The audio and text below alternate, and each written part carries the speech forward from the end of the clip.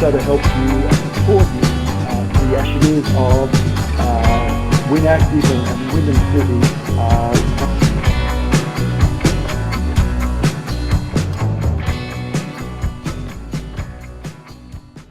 Hi and welcome to WynActive Webcast Season 1, Episode 13. How exciting is this? Where James and I get to talk to interesting, entertaining and really knowledgeable people, and that's certainly the case today. Hi James, how are you? I'm really well, Barry. Thanks for having me again.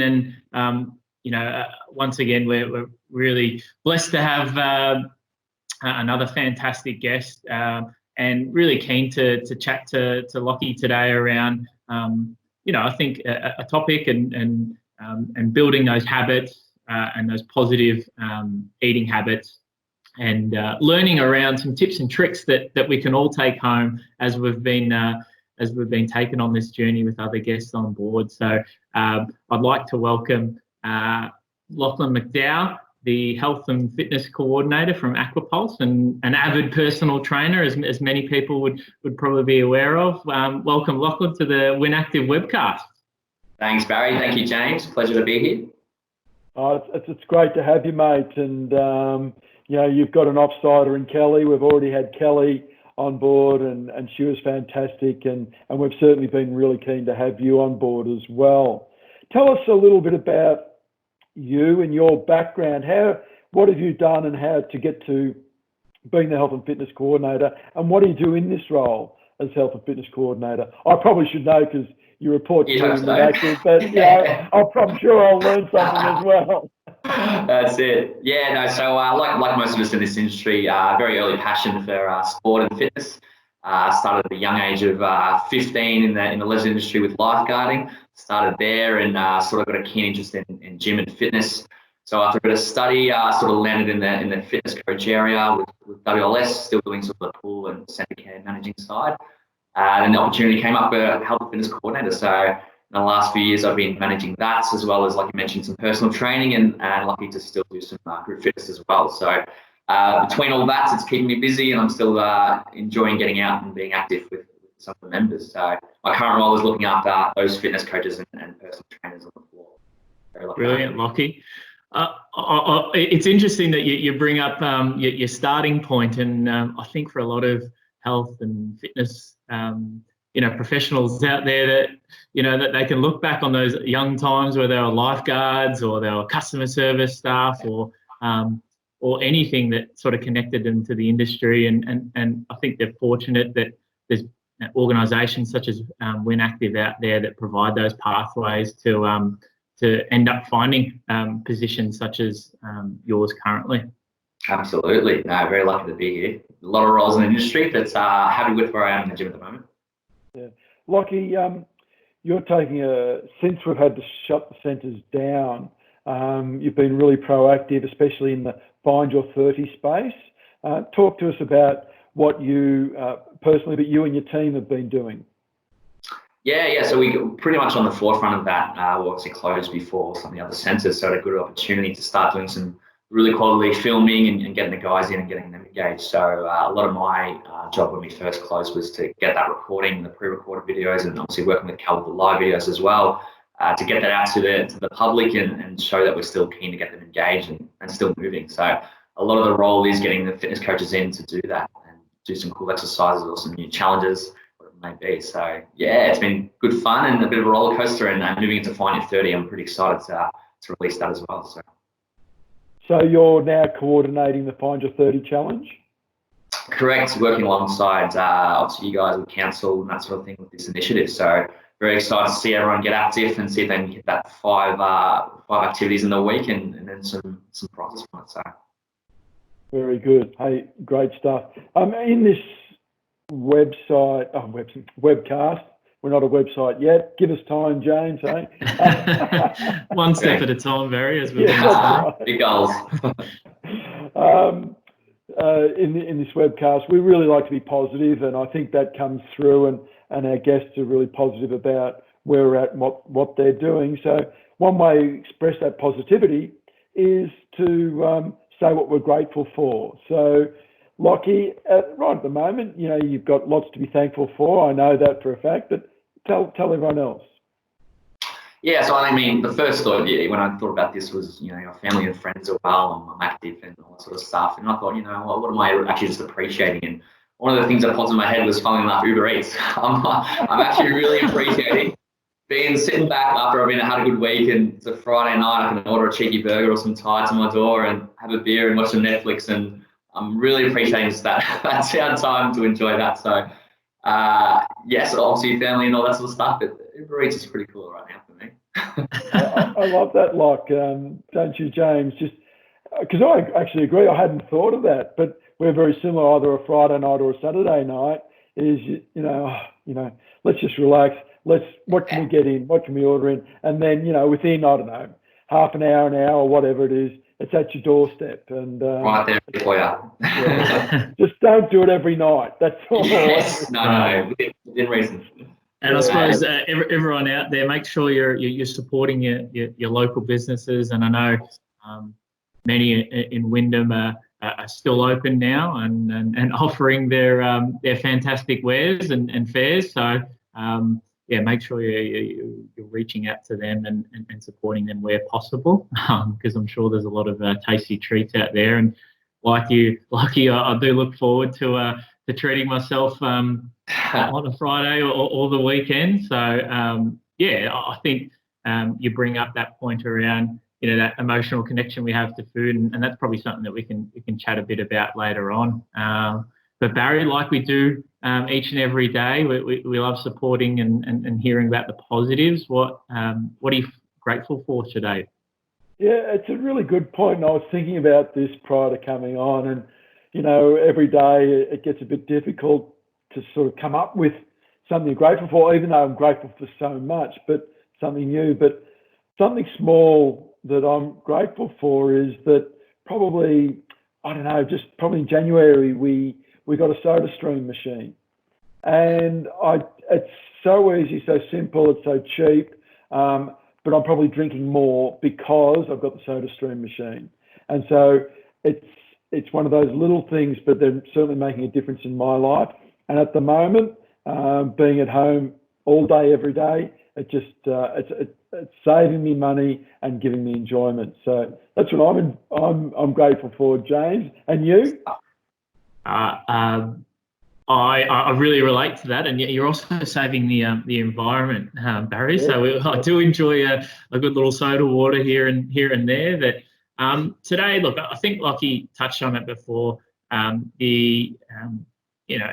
ability now to work with different people and connect with different people. And today, I'm grateful for the opportunity to again work for a real positive organisation and have connection with WynActive who are the same and getting on the front foot with initiatives such as Find Your 30 and the associated challenges. And what I'm especially grateful for is being able to work with new people, learn from them as professionals in their industry. And fortunate enough to be able to work with Lockie on these Find Your 30 challenges, and yourself, Barry, on the webcast. And very fortunate and grateful for meeting new people and connecting in a different way during these times. Fantastic, and I think we all endorse that. And I know that we've spent a lot of time together, James, on the Find Your 30, WynActive and Wyndham City working together, keeping people engaged and active and informed. And I think I'd endorse that too. We're having a ball, but also learning a lot with it. So good point. In self-isolation, Lockie, we've all got our own way of dealing with it. What are some of those things that you do to cope with being at home, 24/7, so to speak? Not being able to get out, be active, because I know you're an incredibly active person. What are you doing? How are you coping? Yeah, so I think it's been mentioned a few times in the last few webcasts, but and just enjoying the little things. So I think it's a good chance to learn some new skills and actually enjoying just those R&R opportunities, which is really cool. So a few things I couldn't do previously. I've just moved, so it's a good time to do a few things around the house, which is great, and And like you mentioned, Barry, I want to stay active. So trying a few different things, get to run and ride more and getting into a bit more yoga and home workout sort of things. So yeah, it's cool opportunities to get around that, I think, and just trying to make the most of that and, you know, stay positive. Yeah. And I think the point there is make the most of the situation. Don't just accept that it's no good, woe is me. It's, well, what can I do now? What are those other things that I can do? And you know, that's coming through a lot with everyone we talk to. So really good point, Lockie. Really good point. Yeah. Lockie, in your role as health and fitness coordinator, fitness coach, personal trainer, you would have been asked a lot about not necessarily what to eat, but some strategies and ideas to assist people in nutrition. Really important at the moment. What's some of the advice you give people? Yeah, so I mean, exercise is seen as, you know, one of the biggest factors in health, but sometimes nutrition is just as important. It can be missed all the time. So there's a lot of different info out there, and it can be very confusing. A lot of different diets and different opportunities there. So I won't be going through the diets and that sort of stuff today, but just talking about some strategies, like you said, at home and to manage those cravings and some of the stuff I'll talk about in a moment. It's the key point I want to put at the start is just that, you know, 80% of the time you want to try and be good, but there is that 20% of the time where you can enjoy the occasional treat and don't be bogged down. I know it's harder during these times, but you can have that occasional treat and that sort of thing. So I'll get into a few habits at the moment. I guess that's the first thing. Today we're not talking about the diets per se, but what are some strategies you can do at home. So the first one I'll be looking at today is the shopping. And now the good habit starts there, of course. I'm sure you guys have been tempted a bit at the shops, and they're designed to make you stay longer. And, you know, whether it's the music or the layout, they want you to stay and shop. And a lot of the time, you know, 2/3 of the shopping you came home with wasn't what you intended to get. So the first thing would just be get a shopping list, something as simple as writing a shopping list on exactly what you want and then actually sticking to it. So you're less likely to forget any items or buy any cheeky treats when you're there as well. And try and eat before you shop. A lot of time we'll go there on an empty stomach, and you know it's easy to grab those extra packet of chips or whatever it may be and eat a little bit more or grab a bit more. So have those healthy options around the outer edges. If you need to delve in and get some not so good stuff in the middle, that's fine as well. So how have you guys found going shopping in this time?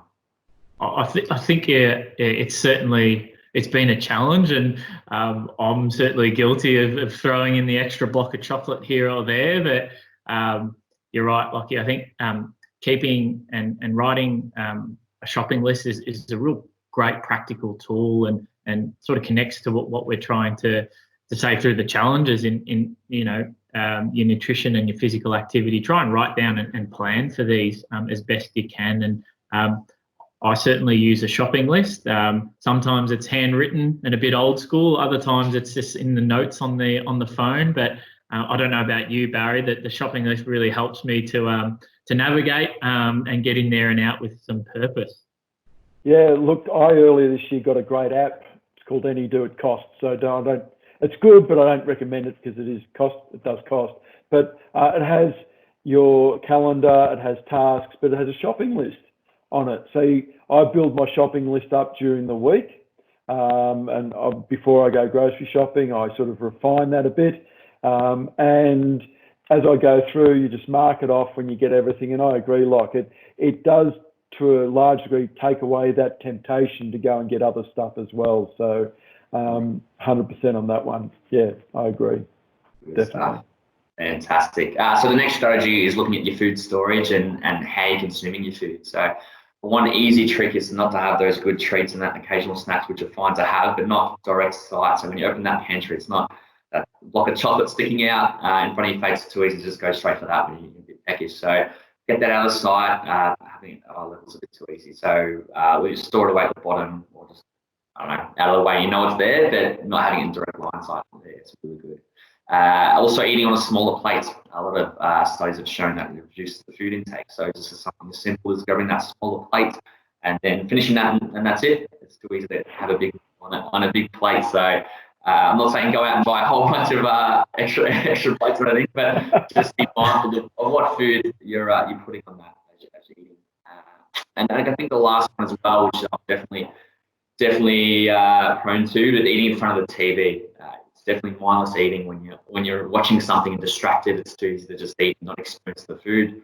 So actually just taking your time, eating separately, take your time to eat and chew slowly, and then you can get back and enjoy the TV. Means you won't eat as much as well.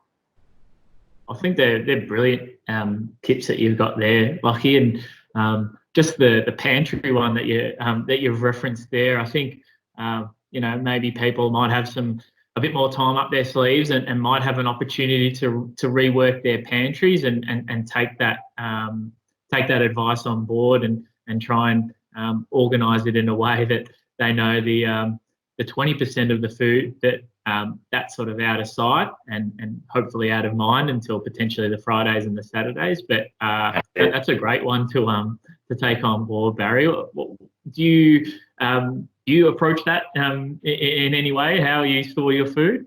Oh, we do store the treats away, but I know where they are, so easy to find. Perhaps I need to get the wife to just hide them away somewhere. I don't know where they are, but one thing that struck me when you were talking, Lachlan, you're talking about the plates and have smaller plates. I now know why when you go to the restaurant, you have this enormous, massive plate, this little bit in the middle. It makes you even more hungry. So, but good points, absolutely. And something that not hard to do. It's easy to implement, but as you're saying, like it can have a big impact over the long term on you. Absolutely. No, just those small things do go a long way. So the last one I've got is just controlling those food cravings. I know myself, I'll finish a workout or something and I'll just crave some sugar or some salty snacks, but just to look at those cravings because they're normal and there's a reason for them. A lot of the time your body's craving some nutrients. So it can be a major roadblock though to leading a healthier diet. So I just want to talk a couple of things about that. So like I mentioned before, we don't want to feel guilty about allowing yourself an occasional snack or dessert. There is a balance at all times. But the easy one as well when you're hungry, a lot of time it can just be you're thirsty. So having a good glass of water, often it's just as simple as that. You're thirsty, have a glass of water, and you might feel good to go after that. Otherwise, if you're still, I'm craving some salty snacks, just a few replacements. So for your chips or salty food, just replace with some nuts or some healthier popcorn options, which is really good over there. If it's your lollies or pastries, you can replace with some fruit, make a smoothie, that sort of thing, that little sugar kick, but it's natural sugars. And I think the last one, which you mentioned, Baz, as well, is just instead of soft drink, just replacing with sparkling water or soda stream. So I think that's a really practical part, which you're already doing as well. So just those little things to swap out what you think you need, but just a healthier option. So being a bit more practical with that. Yeah, once again, simple little things. I find sometimes after a workout, my whole body just craves sugar. It needs. I don't know whether you find that, James, or not. What do you do then? Because I literally am desperate to get something in my body. Yeah, look, I mean, I'm not sure what you go about, James, but just like I mentioned, there's some good fruit, smoothie. There's some really good post-workout options. I won't recommend any sort of protein powders or anything like that. There's some good options post-workout which will help you. Are you doing any of that sort of stuff, James? Yeah, look, I think we're all like that, and that's a natural body reaction to exercise. And I think your tip around the water, Lachie, was a great one. And once you've finished your workout, ensure that you're sipping on your water, you're continuing moving, doing your stretching. Let your body come back to a normal state. Continue sipping on that water and reassess how you're feeling. And then think about what you're going to have. And I think the tip around planning for it, if you know that you're going to want something after your workout, have it ready to go. If it's a banana, which is a great after workout snack, or if you don't like any banana, try and pick another piece of fruit or vegetables. I don't mind snacking on the old carrot or piece of celery with peanut butter, but have it ready to go. So know and set yourself a routine that you go, once I've done my workout or my walk, I'm going to take 10, 15 minutes, let my body relax, drink my water, and then I know my snack is there ready to go for continuing and practicing those good healthy eating habits. Oh, good stuff, and a great tip there as well. Anything else, Lach, that you know, from your knowledge, that you want to let people know about in regards to this topic? Yeah, look, just the last thing, I guess, if there's like I mentioned, there's a lot of info out there. If you want to understand a bit more, just I'd encourage you to go to Nutrition Australia. There's some, you know, the Oz dietary guidelines on there and a healthy eating pyramid. So I'd encourage you to go there and it's a really good article if you want to find out more. And like James said, it's just a lot of time preparing and getting used to what you're going to crave at certain times and sticking to that. But then enjoy the treats on the weekend when you deserve it. So. And I think if people want some more information, please register for the Find Your 30 challenge, because we're going to look to provide those practical tips and tricks and have them ready. And again, it's all about creating that routine and continuing those good sort of healthy eating habits. So if you're interested to find out more, we encourage people to jump on the Find Your 30 challenge. And while it's focused on physical activity, as you say, like the nutrition is an important part of how we take care of our bodies and our minds. Beautiful. Hey, Lockie, thank you very much for joining us today. You've been marvellous and given us some great tips moving forward. Thanks, James, again. Thanks, Barry. The lead in the dynamic duo, but yeah. I think our guests make us look better.